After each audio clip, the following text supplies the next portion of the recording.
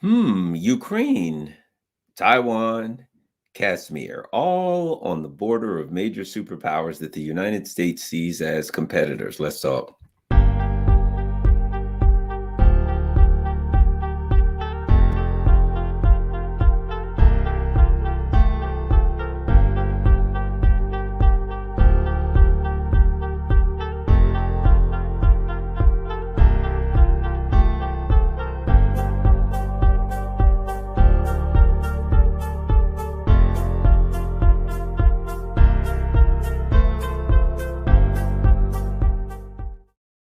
Hello, Garland here. And I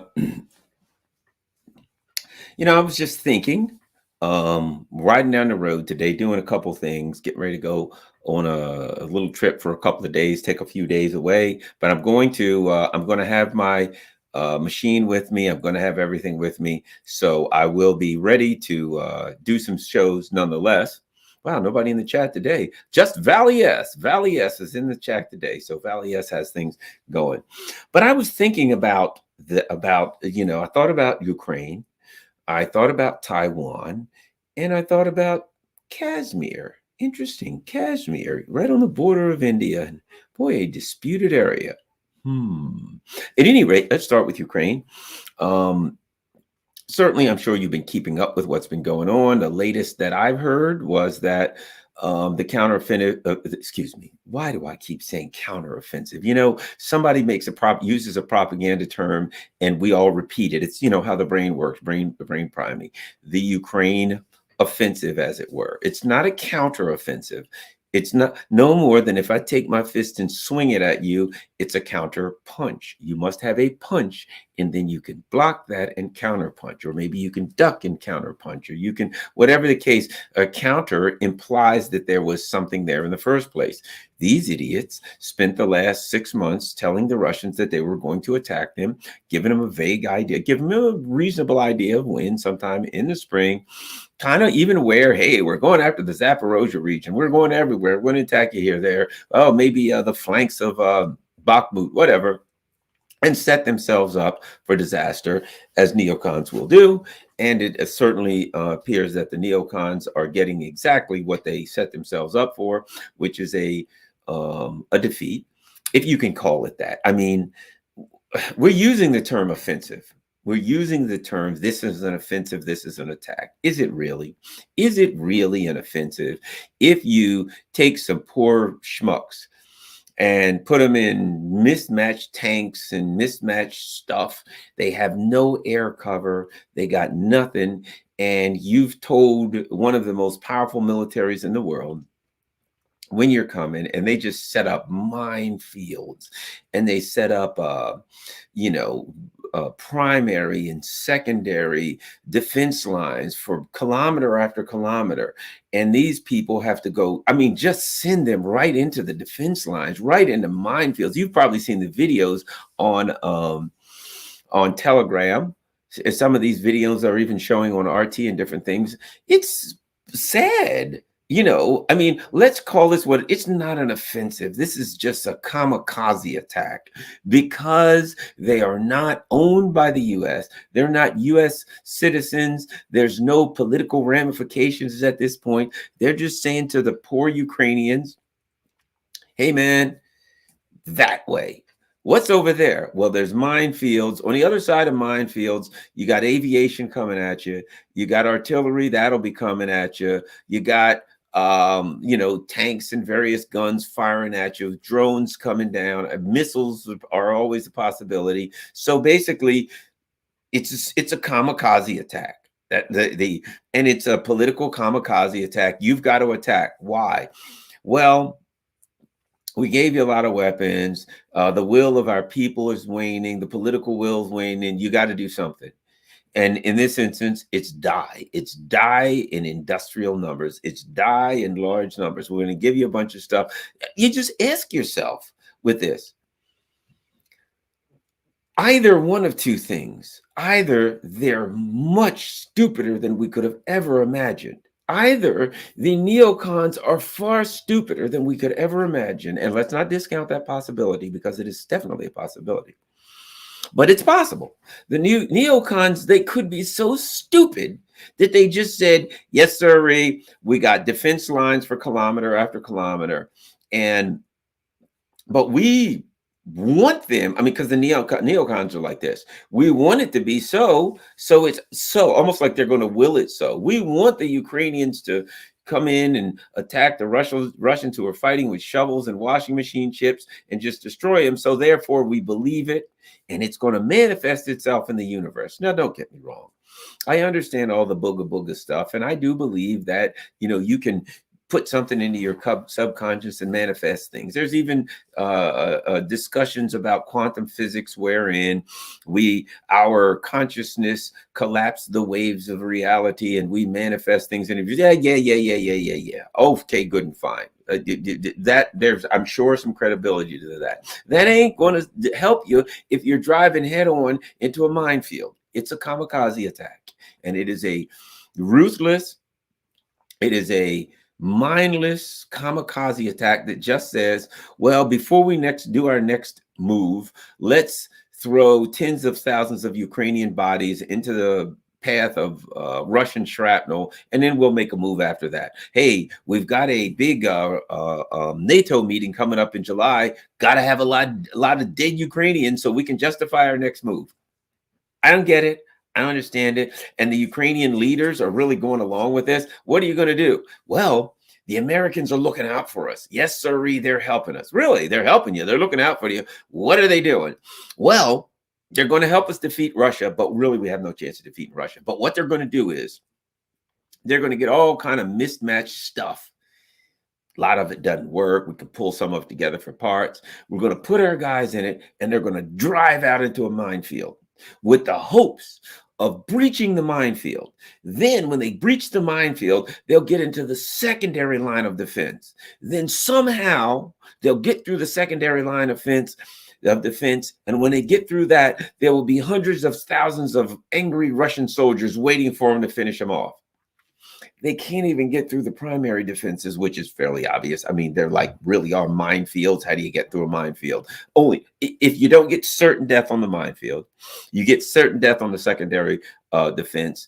And if not, then you just go right into a buzzsaw and you're toast. So the neocons are just doing what they do ruthlessly. I mean, these are the people that lied us into a war with Iraq and killed 1 million Iraqis. These are the people that started a dirty war in Syria and killed, 700,000 Syrians died and wiped out a whole country. They don't give a crap about the Ukrainians.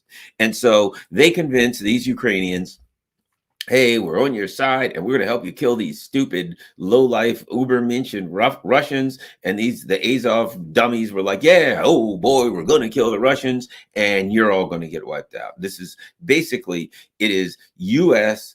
neocon genocide against Ukraine by throwing. The Russians are saying, hey, can't we get some kind of a peace deal? We don't want to fight. We've been asking for a peace deal. Everybody in the world is saying, can we get a peace deal? And Tony Blinken comes out, there will be no peace deal. I tell you what, you put a gun in Tony Blinken's hands and put him on the front lines, he'll suddenly see the light of day for a peace deal. But as long as he's throwing Slavs in, here's a hint, Ukraine. They don't like Slavs, and they don't value their lives, and you are no more important to them than Russians. They're happy for Slavs killing Slavs. But at some point, whatever's left of the Ukrainian population, those who haven't left or been slaughtered, I'll put it like this. They used to have this thing on the internet, Ukrainian brides, right? You remember that? And you go there and you can get a Ukrainian bride.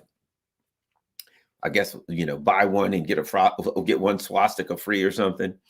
Well, there'll be a whole lot of Ukrainian brides because there ain't going to be no men to marry them.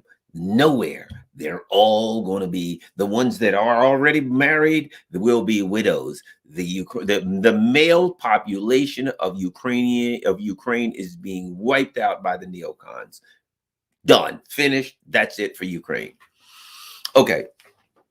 And I wanted to start with Ukraine because I wanted to make the point of what's happening to Ukraine, right? We start with the point of what's happening. We're going to Taiwan. We're going to Kashmir. It's obvious, isn't it? They came in, they overthrew the government, and they said, hey, guys, we're working with you. We're going to set you up for a war with Russia. That should have been a clue. You've got a gigantic country like 28 times more bigger than you are right next door. They got a gigantic military. They got nuclear weapons. They got all kinds of stuff. And somebody comes in and says, I'm going to set you up so you can fight them. And you don't realize that that's a suicide mission.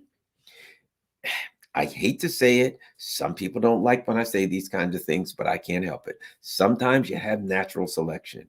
If like, I put it like this. There's a grizzly bear outside, and I'm sitting in here and I'm like, hey, there's a grizzly bear outside my house. I don't like grizzly bears outside my house. That's a very dangerous thing. What are you going to do? Well, I got a pocket knife, and I'm going to go outside and kill that grizzly bear with my bare hands. Well, Garland, don't you think that grizzly bear is going to fight back? Are you kidding me? Yeah, granted, grizzly bear is tough, but I got a plan. You see, I'm going to come in low under that grizzly bear, right? And when he puts this, because grizzly bears like to do this, and on the cartoons anyway. When the grizzly bear goes like this, I'm going to come in low and I'm going to gut him like a fish. I'm going to take this nice thing, drive it in his, I don't know, whatever insect has thoraxes, so I'll say thorax. Arrgh! And I'm going to gut him like a fish, and he'll be a dead grizzly bear, and I'll make a coat out of him or something, right? That's a brilliant plan, but you're going to get eaten by a grizzly bear. Garland's going to go out there, and I really want this plan to work. I really believe this plan will work. Its plan has to work. It is very important. The grizzly bear cannot win. I must prove to him that that grizzly bear is an occupier. He's occupying my lawn illegally, and I'm not going to have it. He cannot win. He must not win. And everybody in the neighborhood calls, Garland, we're behind you. We're standing behind you. In fact, your pocket knife ain't good enough. They send me all of their knives. They send me clubs. They send me, all kinds of handheld weapons. Here's all the weapons we have, Garland. You take those weapons, you go out and you finish that grizzly bear off once and for all, because that grizzly bear's got nothing on you. Yeah. And I go outside, one swipe with the paw. Bloop, Garland's dead. Head knocked off by a grizzly bear, swallowed like a pill. That a bear would pick his teeth with my body. Okay, it was just delicious. Tastes like chicken. That's what's going to happen if I attack that grizzly bear. And you know something? To some extent, bears got to eat too. It's natural selection. I would argue from the perspective of the universe, it was my time to go. If I was stupid enough to let somebody talk me in and give me weapons and talk me in to going outside to fight a grizzly bear, they're like 14 feet tall and they weigh 2,500 pounds. Go out and fight that grizzly bear. As soon as I step out the door, the universe is speaking. It's saying, Garland is so stupid that he can be convinced to fight a grizzly bear. He doesn't need to reproduce. It's the end of the line for his genetics. The universe doesn't need anybody as stupid as Garland, and the grizzly bear will handle the job of the universe. And the universe will simply say to the grizzly bear, yeah, Garland, let me introduce you. Garland, grizzly bear, Garland, grizzly bear, do your stuff. And of course, he'll growl, and that will be the end of Garland, and everything will go well. And then I won't be able to reproduce, no more DNA, and nobody else stupid enough to go against a grizzly bear with a hunting knife will ever survive again. And mankind will have a better chance in the long run, right? Natural selection, they call it. I don't know if natural selection is true or not from a scientific perspective, but from a philosophical perspective, that grizzly bear will naturally select to kill me. I should stay in the house and call somebody. Hey, there's a grizzly bear outside. Animal control, what do I do? If I were you, I'd stay in the house. Thanks, bye, click. There we go. Situation handled. He growls a while, Eddie leaves. And they say, from now on, don't leave your trash out, blah, blah, blah. And you got a grizzly bear in the area. You got a problem. Move. That's what I'm doing. Okay, well, Ukraine, grizzly bear next door. And the grizzly bear is and somebody came along, here's some weapons, attack that grizzly bear. What do you think a grizzly bear is going to do? Ukraine is about to be naturally selected out of existence. I'm not happy about it. Don't want to see it happen. Would prefer it didn't. But if somebody tells you to attack a grizzly bear and you go right down the middle of that grizzly bear's fangs, you're out of here. You're done. Now, why do I put it like that? Let's go to Taiwan. I would argue this. And maybe I'm not being nice. I don't know. I don't know any other way to put it. Okay. I don't know how to make this sound nice. Uh, I'm not really good with emotions. Okay. So sometimes maybe I say things that are wrong or hurt people's feelings. I'm too blunt, but it is what it is. Taiwan, come on. Just come on, Taiwan. You're sitting here watching this movie. You know how it ends. You're looking at Ukraine.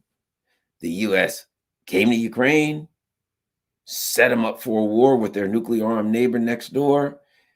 Hey, here's a pocket knife. There's a grizzly bear. And the Ukrainians were like, great idea. Thanks for the pocket knife. I'm sure this will work against the bear. And now you got what you got. And here sits Taiwan right next to China.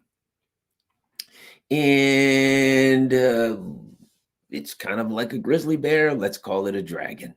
There's a dragon outside of the eye. And the dragon saying, I don't want to fight, man. We're brothers. We're neighbors. We're all of the same blood. I'm big dragon. You're little dragon. We're all dragons. We're going to work this out. Right now, things are cool. Let's just chill out. At some point, we'll all get together. Hopefully, sometime soon. We got 100 years if we need it. Chill out. Things are going to work out. Right? That's China. Chill out, dude. We don't want any trouble. This is the status quo. And along comes the U.S. to Taiwan. Hey, don't listen to them. We'll protect you, just like we did in Ukraine. You got a dragon next door. We'll protect you from the dragon. Come on, Taiwan. And Taiwan's like looking, watching this. The whole world, how do you not see this? How, if you're in Taiwan, I wish I could talk to the people in Taiwan. I would ask them, how do you not see this? How do you look at what's happening in Ukraine and say, so you got the United States, Russia, Ukraine, and ooh, that's ugly. Oh, artillery again, bodies torn to shreds. Go on Telegraph. You'll see it. Telegram, bodies torn to shreds, stuff blown up, towns turned to rubble. You know, the kind of stuff you get when you pick a fight with a superpower. That's what you get. And now you got the people in Taiwan. You got these traitors running your, yes, the United States government is like Tsai Ing-wen or whoever the hell. Yes, the U.S. is on our side. They're here to defend us. Exactly. Tsai Ing-wen is giving you the exact same tropes that Zelensky gave the people of Ukraine. Hey, those dirty rascals over there in China, they're up to no good. But the United States is here to protect us. And China's like, chill out, man. We don't want no trouble. And they're like, whatever you do, don't screw with Taiwan. Don't send them weapons. And the U.S. is like, don't send them weapons. Yeah. Hey, guys, order up those weapons for Taiwan. And you got the Taiwanese government like, yeah, thanks. We need more weapons so that we can protect ourselves from China. Now, Taiwan versus China is far worse than Garland versus a grizzly bear. It's more like Garland versus a Tyrannosaurus Rex. I am like, I don't know, a cookie. A Tyrannosaurus Rex could eat a dozen Garlands.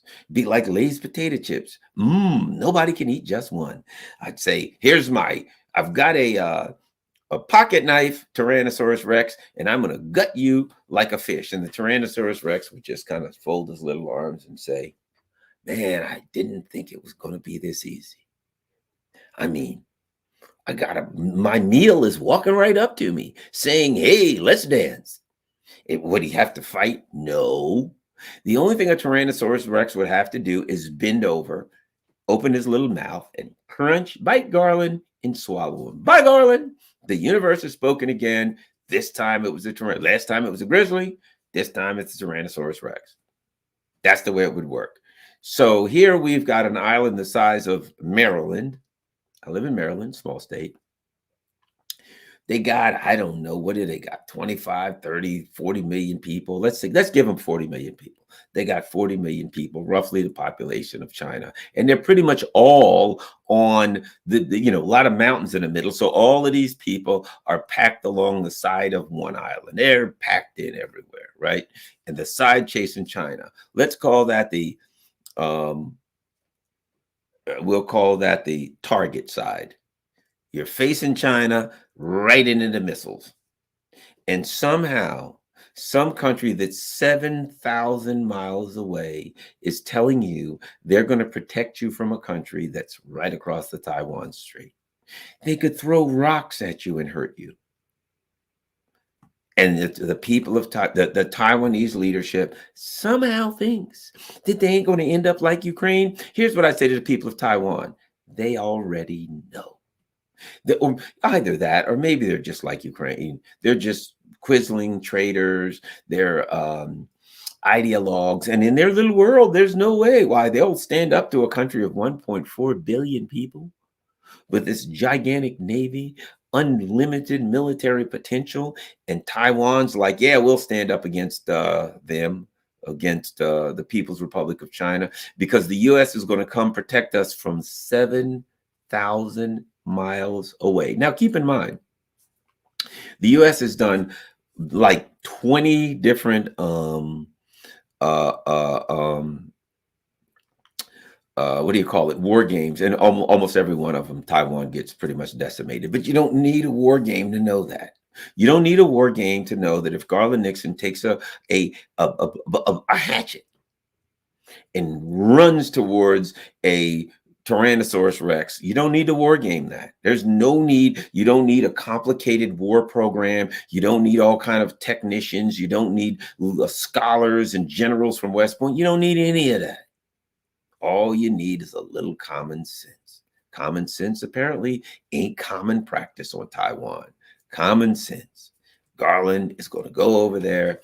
The Tyrannosaurus is going to roar or growl, Rex, or whatever the hell they do. He's going to bend down. He's going to bite Garland's head off, just like I used to do my chocolate bunnies at Easter time. Mine never forget. One thing about my dad, he believed in giving you a chocolate bunny for Easter. Always, I'm not lying there. I always got a chocolate bunny. And darn it, I bit the ears off the minute he got me. I don't know. Maybe I was some little kind of psychopath or something. Maybe I hated that chocolate bunny or something that he represented. I don't know. But as soon as I got that chocolate bunny, I bit the ears off. Just what I did. Hey, and it was chocolate. So it was only a euphemistic representation of a bunny. So give me the benefit of the doubt here. I wasn't a psychopath. I didn't torture real animals, but chocolate bunnies, they weren't going to make out real well against Garland. They were tasty, yet nutritious. So, of course, I'd be the equivalent, which would work pretty well in this particular metaphor, of a chocolate bunny, and the doggone Tyrannosaurus goes over and bites the ears off of Garland along with the head and the entire upper part of his torso. We know how that goes, right? If I were to stand around and argue that it would go another way and somehow I'd be able to defend myself for some period of time, anybody with any reasonable amount of sense would say, no, Garland, he's biting. You are going to get the chocolate bunny, Easter bunny treatment. So Taiwan right now, if a war were to start, Taiwan would be destroyed within a couple of hours. Within 1 hour, when China unleashed a missile barrage, their military, they'd all be dead. Your military bases, if you got ships, they got ships. They're giving them ships. Of what value are ships? It's just a missile target. It's a missile target. Nothing but. And if that isn't bad enough, watch this. Watch this. Why I gotta shoot. Oh.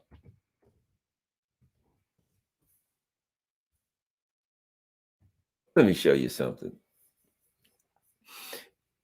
If that wasn't good enough for the people of Taiwan, perhaps this would be.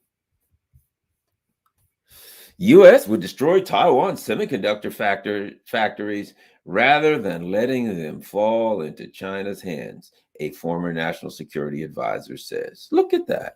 There you go. A bunch of people looking at a picture. There's TSMC, blah, blah, blah. They're all dead. Every last one of them. Not at the hands of China. This is your friend. These are the people that's coming to save you. At least they didn't attack Ukraine. At least with Ukraine, they're like, yeah, we're going to let you run into these minefields to your death. But with Taiwan, they can't wait. They're like, we can't wait for the Chinese to kill you. We'll do it ourselves. And then if there are any of you survive, then the Chinese will kill you, but you're going to die. So here's what I got to say about this before we move on. If in fact things play out that way, and the people of Taiwan somehow don't get the message from Ukraine, and they're like, yeah, keep sending us weapons. What for? To protect ourselves. We need 2 pocket knives to protect ourselves from this Tyrannosaurus Rex, because one won't do. And the US says, we'll send you 3 pocket knives at no cost. And Taiwan's like, hooray, we got 3 pocket knives. We can protect ourselves from the Tyrannosaurus Rex. And now China has said, look, as long as you guys don't give them help them declare independence, we're okay. But if you do that, we might have to go to war. And the US was like, oh, really? So sending troops could be a red line? Yes. More troops to Taiwan, please. How about weapons? Is that a red line? Absolutely. Don't send them weapons. Oh, you got those weapons ready for Taiwan? Let's get them shipped. That's a red line. Anything else? That's the way they're like, anything else. You guys, what are you doing? Blinken and these guys are calling China. Hey, guys, yeah. How come you haven't attacked Taiwan yet? Well, we really don't want to kill them. They're Chinese. They're like our brothers. You know what I mean? We don't want to kill them. I understand that. Sure, fair enough. But isn't a red line us sending weapons? Well, yeah, it is. And didn't we send weapons? Yeah, hello. And you haven't attacked them? Well, we don't want to. Okay, fair enough. How about troops? You know you don't want us to send troops, right? And China's like, yeah, we don't want you to do that. That would be a red line. We're sending more troops. We're tripling the number of troops. Get out of here. Come on. Wake up here. We've crossed your other red lines. And China's like, well, we don't want to attack them. Oh, and Blinken's like, geez, please don't say that again. You're aggravating me here. You're making this harder than it has to be, okay? And you're watching what's going on in Ukraine. We got Russia to attack them, and that worked out well. Now we got Taiwan, and you guys just won't work. You got to work with me here. You got to work with me here. You're giving me your red lines. I'm crossing your red lines, and you don't know your part in this play. Let me straighten you out here. You tell us your red lines. We then cross the red lines. You then blow the bloody hell out of Taiwan, killing most of the people and destroying, especially TSMC. But you ain't got to worry about that because we already got that covered. We've already gotten the TSMC factory moved to Arizona. We're going to blow the hell out of this one if you don't. And if you try to stop us, we will fight you because we're blowing up TSMC. So we've crossed your red lines. What do you got to do? And China's like, well, you haven't, they haven't declared independence. And China and Blinken's like, well, why didn't you tell us earlier? Tsai Ing-wen, who, God rest her soul soon. Once the war starts, she'll probably be dead quickly. But who cares about that? That's just a game we play. Adios, amigos. But we got to talk to them. Thanks a lot. That's the final red line. We got it covered. We'll get them because we're afraid, they're having an election next year and all that kind of crap. And hey, this thing could go in a bad direction for us where the lives of the Taiwanese could needlessly be saved. Can't have that. We got Tsai Ing-wen on the phone and we said, hey, look, we need you to declare independence pretty soon and we'll give you a buzz when we're ready for that. And you can make that move and then boom. Okay. Now, I say all that to say this. If in fact, Taiwan does that, it's a sad state of affairs. But if you can't see that, it's kamikaze politics. It's suicide. If the people of Taiwan are still sitting around looking at Ukraine, somehow thinking that the Biden administration is going to protect them from China, it's time for them to go bye-bye. It's time. If you think these people, they're telling you they're going to blow you up. They're saying, we'll blow you up to make sure the Chinese don't get a chance to blow you up. Hey, they may blow you up. We can't wait around. We're going to blow you up first. And you're like, yeah, they're our patrons and they're looking out for us to stop war with China. Holy Jesus. To watch what's going on in Taiwan. If they get blown up, I might have to write a book. Books will be written. And this book will be called The Stupidest People in the History of the Human Race. That's what it'll be called if they continue down this path and they get the hell blown out of them after what happened to Ukraine. A book will be written. It will be called The Stupidest People in the History of Humanity. That's what it'll be called. Sadly, I think Taiwanese people, they're Chinese, they're beautiful people, they're wonderful people. But if they go down the same path as Ukraine, they will officially be the stupidest people in the history of the universe. It's just, they won't be here to be stupid, but that's the stupidest thing. So I really don't think that's going to happen, but you never know.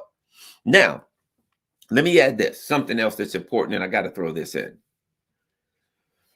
And someone said Ukraine was pretty stupid after watching Syria. Nazis. That's you're not. Let's not. Let's not expect a whole lot from Nazis. When you see people walking around carrying a book called Mein Kampf and tattooing themselves with like Hitler the iconography of the of the who's of the Nazis. You don't expect these people to be, philosophical geniuses. You don't expect them to be, brilliant, and I'm not saying all the Ukrainian people. I'm saying the leaders that were put into this government by the United States. When you see people running around with the iconography of the Third Reich, see, that's where I can expect that. The iconography of the Third Reich, I expect you to do that. What did the Third Reich do last time? They walked right into Russia. We're going to take out the Russians in the wintertime, of course, and that was, again, kamikaze warfare. So the bottom line is this, and they fought valiantly in Russia in the wintertime. They didn't learn from Napoleon. But at any rate, Taiwan, they ain't Nazis, so they should have a little more sense. We shall see. Now, let me say one other thing about Taiwan and Ukraine, sticking these two together. And that is, China's watching something. They're watching what the U.S. does. And there are triggers, and I'll tell you one of them. The U.S., you've got these think tanks now saying we should put tactical nukes in Ukraine. Now, I don't believe that's going to happen, but I got to talk for a minute as though it would. You're China, and you're watching what happens in Ukraine, knowing that that's the plan for you, right? You know what I always say, you are what your record says you are. Now, the people in Taiwan, God forbid, may not be wise enough to recognize the pattern here. I pray to God they are. But if they aren't, they're going to do the kamikaze move. But the Chinese are watching closely because they know how it works. The U.S.'s plan is to get them to attack Taiwan and then tell the world and Europe, we got to sanction the Chinese out of commission, right? And the Europe knows that. Everybody's got to stop doing business. Australia, Canada, all you people, we've sanctioned Russia, and now it's China's turn. Yes, let's go. That's what the U.S. is planning. Everybody knows that. But here's what the Chinese know. Anything that the U.S. would try to do in Ukraine, they would try to do additionally in Taiwan. So here's what I tell you. If I'm the leadership of China, here's what I tell you. Which they won't do it, this would be an escalation of this would cause World War III. But let's just say for 1 second, the U.S. started talking about putting tactical nukes in Ukraine. We might have to give them tactical nukes. We're considering it. And Russia said, you better not. At that point, China's got to attack Taiwan. They have no choice. You got to. Because what you know is that at this point, if the U.S. were to discuss really heavily and start really seriously considering putting tactical nukes in Ukraine, at that point, China's got to attack Taiwan. China's got to know, I know you're going to do whatever you do in Ukraine, you're going to do in Taiwan. At that point, they got to say, that's it. Because you can't wait around. If this thing gets thicker and thicker and thicker, they're putting nukes in Taiwan, and they're going to fire them. You are getting nuked. Nuclear war is coming. At that point, if you're China, you only got one option. You can either attack them now or wait till they got nukes. You know what's happening in Ukraine. You know what's coming to you. So that's why I say all this talk of nukes going to Ukraine, well, I guarantee the EU doesn't want it because they know they'll end up fried. Everybody very well may, but they'll end up fried. The the EU does not want nukes start floating around. And let me tell you something. You put nukes in the hands of Nazis. If in fact that happened, if the U.S. started talking too much about it, Russia has been very restrained. They wouldn't be restrained anymore. They'd have to carpet bomb everything. They'd have to turn Ukraine into a pile of ash immediately. And at that point, they would have to seriously consider flattening every U.S. base. They're surrounded by U.S. bases. The Russians would have to consider flattening every one of them, because now you're saying I'm going to give Nazis nukes. You declared war on me. You basically, to say that, you're just telling me this is a nuclear confrontation at that point, and I'm flattening everything you got. I'm not waiting around. If you're telling me you're going to put nukes, if the U.S. starts talking too heavily about putting nukes in Ukraine, and I'm the Russians, I can't wait for that to happen. Hey, I'll just wait for the next escalation. What is that? They're going to give the Nazis nukes. The second they touch them, they're going to torch them off. The second they get them, they're torching off every nuke straight to Moscow. 20 million people dead instantly. So what you got to do, wherever, but Belgorod region, you're getting nuked if they get them. If you're Russia and they start talking too much about it, you got to launch an offensive war. You got to call up everybody. You got to go, and you got to say to China, this is it. We got to come together. We got to fight the U.S. because they're going to nuke us. And they're putting nukes in Taiwan. And if you're China, they are. At China, number one, Russia has to go all out and flatten Ukraine. At the same time, China has to attack Taiwan. Both of them have no choice at that point. They have no choice. It is now effectively a nuclear confrontation. And they got to say, I'm attacking each country and turn them both into rubble now. There's going to be nothing left for you to nuke within hours. Zelensky, everybody who runs that country has to die immediately. If you're Russia, you're saying there ain't going to be nothing left of the leadership of this country to give nukes to. Everything's getting flattened. Anything that crosses this border gets turned to dust. Because otherwise, they've just told you, we're coming at you. We're giving the Nazis nukes. You can't wait. And they've just told you, Ukraine, China, Taiwan, Taiwan's getting nukes.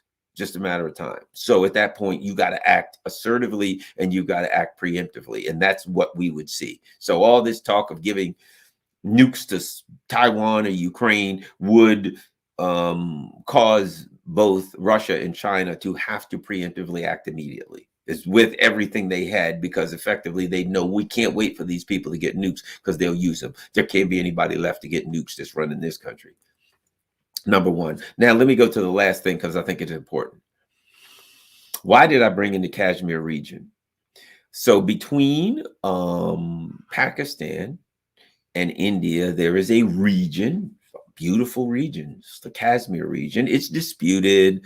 Pakistan and India are kind of technically at war over it. There's a ceasefire, blah, blah, blah. But as I said before, Ukraine is on Russia's border. Taiwan on China's border. Kashmir between India and Pakistan. Now, I've also said this. India hasn't had no choice but to join with Russia because they know it's the most populous, or I don't know what the hell, India or China, one of them is the most populous and one is the second most populous in the world. But they got 1 billion or so people, right? There are a lot of people. They have a lot of economic potential. They got a lot of educated people. They got a lot of poverty, but they got a lot of opportunity and a lot of potential there, right? A lot of hardworking, good people. They got some problems with that caste system. Don't we all have problems? At least theirs is official. The U.S. has a caste system that ain't even official. But at any rate, what do they have on their border?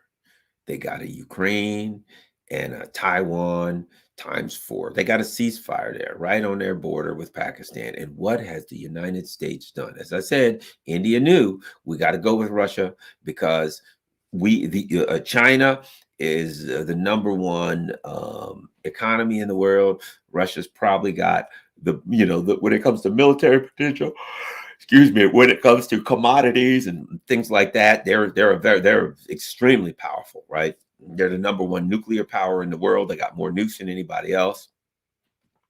And here sits India with the amazing potential they have to be a world power. How do you think the neocons feel about a rising India aspiring to be a world power? Not real good, right or wrong. And right on their border between Pakistan and India is a disputed region called Kashmir. Kashmir is their equivalent of Ukraine and Taiwan put together. They got a ceasefire with Pakistan. And what has the United States done? They've overthrown the government of Pakistan, bribed people. Imran Khan, who went along with Russia, he's out. They got some, but they're, making sure they got a puppet regime, a violent puppet regime in Pakistan. And who's the dispute between India and Pakistan? So the U.S. plan is obvious. You are what your record says you are. I will guarantee you, probably by the end of the year, but as soon as they feel like, I'll put it like this, if they get somehow Ukraine cleared up and they can move on to Taiwan and raise hell there, you best be absolute guarantee you sure that the next target is Kashmir. That they look, that's why they overthrew the government of Pakistan. That's why they got rid of Imran Khan, because they knew Imran Khan. There we go. India has more population than China. Imran Khan, and they watched China. They're like, we waited too long for China. We can't wait for that long for India. We've got to start.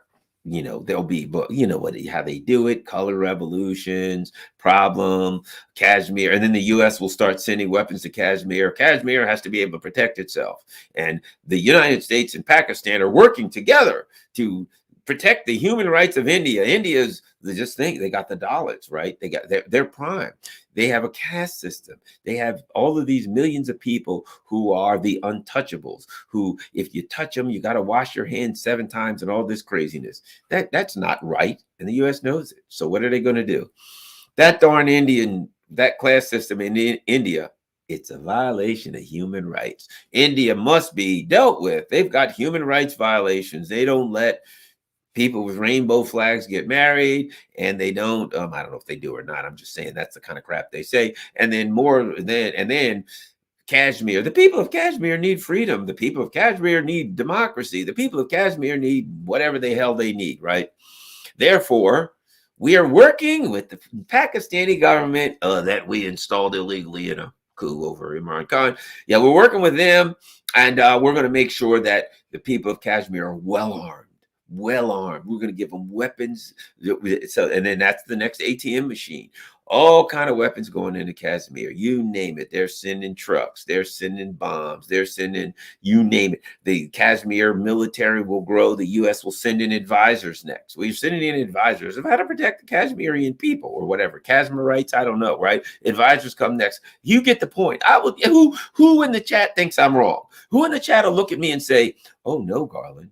There's no way that the neocons are going to eye Kashmir next on India's border, that India has a ceasefire with Pakistan. There's no way in the world that just because the United States overthrew the government of Pakistan and installed their corrupt puppets, they're going to use that to go to India's border with a disputed region to try to screw over India. And guess what? Hey, EU. And EU is going to be like, we're cold and hungry. You think you're cold and hungry now? You ain't even begun yet. Big news. We sanctioned Russia.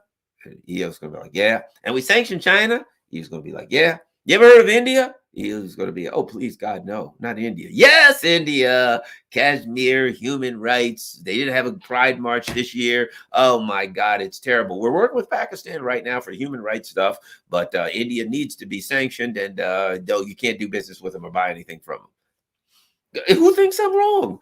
Everybody knows it. And I would imagine the people from India have probably figured that out by now. Somebody says India's independence will become a problem for the neocons eventually. There's no question. People of Kashmir are wonderful people. Know a few. And the culture is, the cuisine is amazing. No doubt. Hey, no doubt. But guess what? They have they've made a bad choice. They made the choice of living on the border of India, and the neocons don't like India because it's a rising world power. Ukraine, Taiwan, I pray to God the people of Taiwan wake up before it's too late. And you remember this video. You remember that I told you this. The neocons they overthrew the government of Pakistan and installed a puppet government for a reason. And a big part of that reason is they're eyeing India.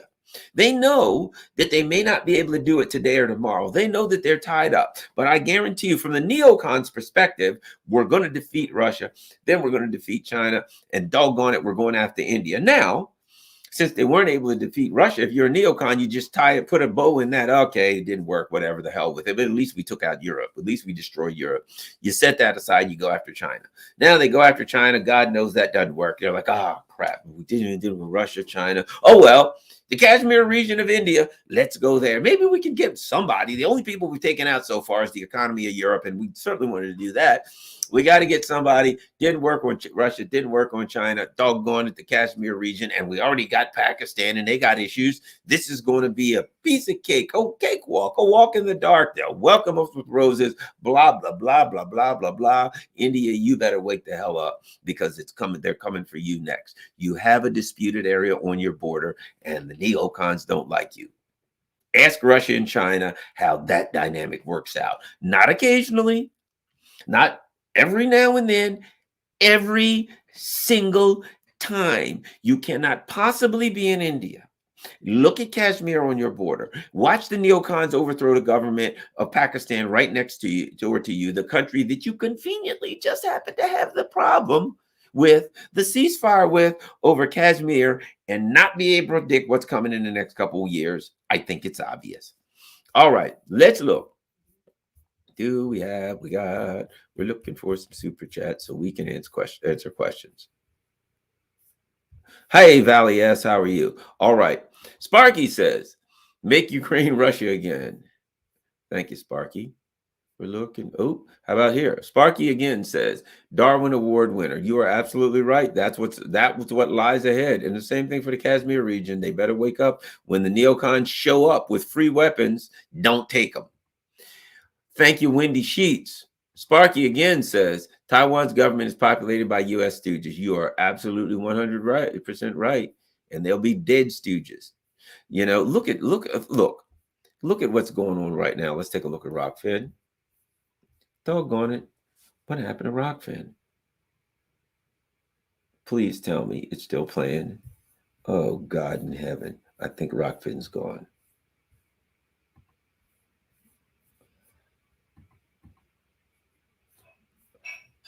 I can't tell what's happening. There we go. I don't know what's happened with Rockfin. Whatever it is what it is. Rockfin acts weird sometimes. I don't see. Well, I can't see what's happened with Rockfin, so I can't answer anything. But at any rate, you kind of see where we're going. And did I miss anybody? Maybe, hopefully not. All right. Well, thanks a lot, everybody. It's getting late and I got to hit the sack soon, but I think I hit everything. I'm sorry about that, Rockfin. Things are acting kind of weird over there. So I'm not able to check my chats just now, but it is what it is. All I'm going to say is, thanks everybody. If you can, certainly, as always, we got buymeacoffee.com. My Cash App information is there. Certainly patreon.com. Buy Me a Coffee is easy. You just click Buy Me a Coffee and it'll say $5, buy Garland a coffee, which, let's face it, if you buy a coffee these days from friggin' Starbucks, which I would never do, it's like more than $5 for one coffee. But at any rate, you get the picture. Buymeacoffee.com. And now it's just like Patreon there. You can do like $5, whatever you want, how many coffees you want, or you can say, I want to do it monthly. So buymeacoffees.com is great. PayPal's an option. Don't forget to go to rockfin.com/Garland Nixon. Become a member of my Rockfin channel. Rockfin's great because it doesn't have advertisements. It's a free speech platform. If they throw me off of here, or if they censor one of these videos, you can always watch it on Rockfin. So make sure you're a member there. If one day you come and Garland's gone from YouTube, as they will throw people off, you can watch me at rockfin.com/Garland Nixon. Thanks a lot, everybody. Peace. I'm out.